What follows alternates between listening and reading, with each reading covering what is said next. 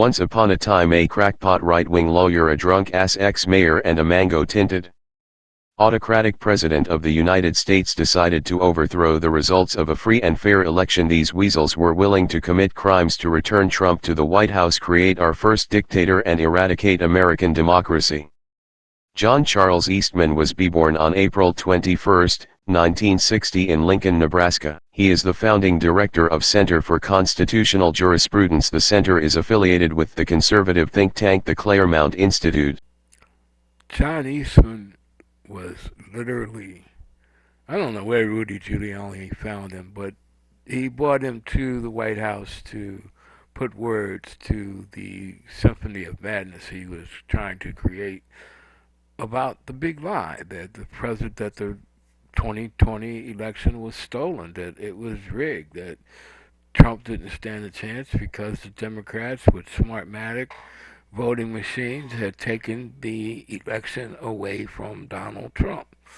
They were ready to convince the country that the 7 million vote difference was insignificant because Donald John Trump was the legitimate president of the United States of America, irregardless of what the people said.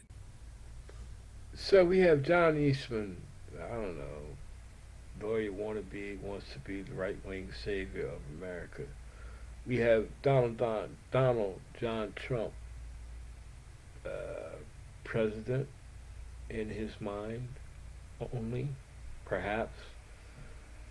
Just his desire is to be the dictator of the first dictator and as far as I'm concerned, the only dictator of the United States of America. Because when he's through with the country, he didn't really give a fuck what happened to the country. He just wanted to do it just like he does all his wives. Wrangle them, knock them up, make us feel us for kids, and leave them by the roadside. Now, how does John Eastman get to the point that he's at?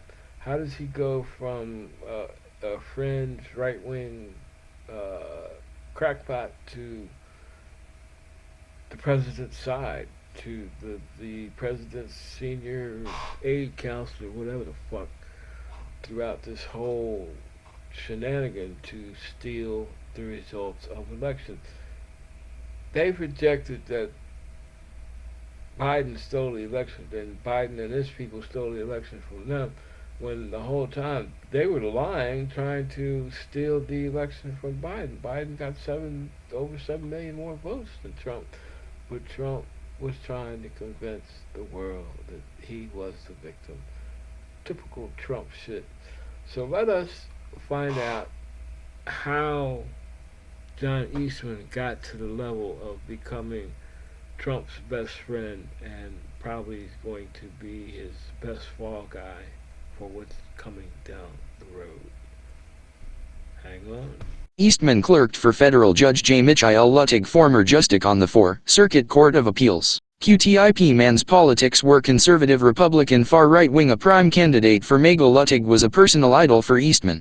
Luttig is the country's most respected ultra-conservative jurists. Judge Luttig advised Eastman on the lunacy and criminality of proposed plan. Luttig also testified that the former president and his associates represented a clear and present danger to the United States of America. Could Eastman be the perfect path? Eastman is the chairman of the Federalist Society's Federalism and Separation of Powers Practice Group, chairman of the board for the National Organization of Marriage. They don't like same-sex marriages. Eastman is the director of the Public Interest Legal Foundation. They specialize in election lawsuit. Eastman also clerked for Associate Supreme Court Justice Clarence I never liked being a black man Thomas. While clerking for Master Thomas, he was exposed to lethal doses of Missy Virginia Jenny I am a Trump bitch. Clarence and Jenny. That's not Clarence and Jenny. Get your shit together. My bad dickhead, giggle giggle motherfucking giggle. Okay. We now see that Eastman is a person of, let's say, dubious. Yeah, dubious is a good word. Background. We also can see that maybe perhaps as far as the circles that he runs in, that he could be considered a little bit of a loser Well, that puts him in good company with Trump and company. But how did he graduate from his circle of obscurity into the ranks of the outgoing White House and into the arms of Donald Trump? Let us continue.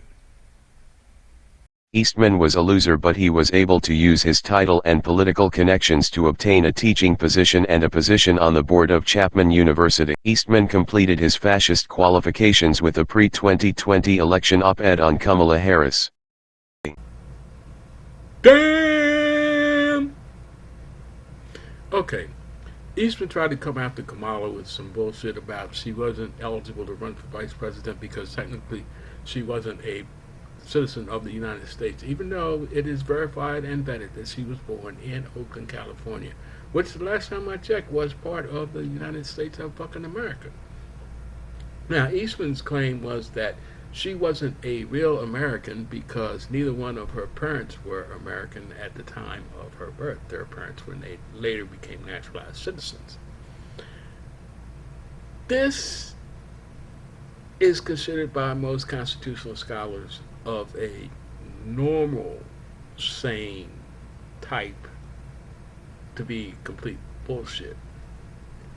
Uh, it has been called out for being racist because Senator Ted Cruz is actually born under the same conditions and nobody says anything about him running for fucking president. His parents weren't citizens when he was born, and he was born in Calgary, Canada. But yet and still, he's able to run for president of the United States of America. I wonder what the difference is. Well, if you discount the difference in sex, you only have one difference left. And as always, we know that that is a major problem in the United States of America, with 3 Ks even. Eastman's little racist diatribe about Kamala Harris not being eligible because she wasn't a citizen was totally farcical. But it got the attention of some other farcical people, like Jenna Ellis, the lawyer that was one of Giuliani's main aides when the Stop the Steal, Fake Electors, Let's Steal the Election for the President campaign started. Ellis dropped Eastman's name. Eastman met with some Trump campaign officials.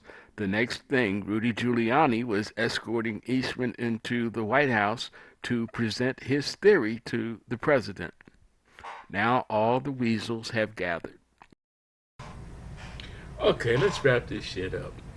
There's a lot of shit that needs to be covered, so I got to wrap up this episode. I just found out that Roe versus Wade was overturned by the Supreme Court. We knew it was coming. But they finally did it. And I guarantee you they'll be getting the hell out of town probably next week sometime.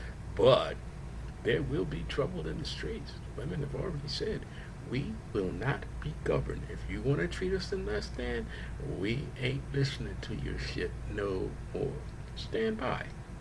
But back to John Eastman. Okay, we see how John Eastman started out. I can't say from nothing because he came from something, but he probably turned out to be nothing. We can safely say, allegedly, that John Eastman, for the most part, considering who he is, where he's from, and what he's supposed to have done, is a loser. Now, all of the crazy ass shit that he did is probably not any crazier than any of the rest of the wingnuts he was flying with. But because, now check this out, conspiracy theories, because he was the one that actually put pen to paper and wrote down the actual plan for the first of all the Stop the Steal and then the rally and then the fake electors, and brought it all together, and was the one that started pushing it around the White House like he had just laid the fucking golden egg. He is the one most likely to be the biggest fall guy in all of this, especially when it comes to who planned the damn thing. But the 1/6 Commission is doing its best to include Donald Trump in all the festivities. And I can't blame him because you know Trump was there. Trump has been a micromanager all his damn life.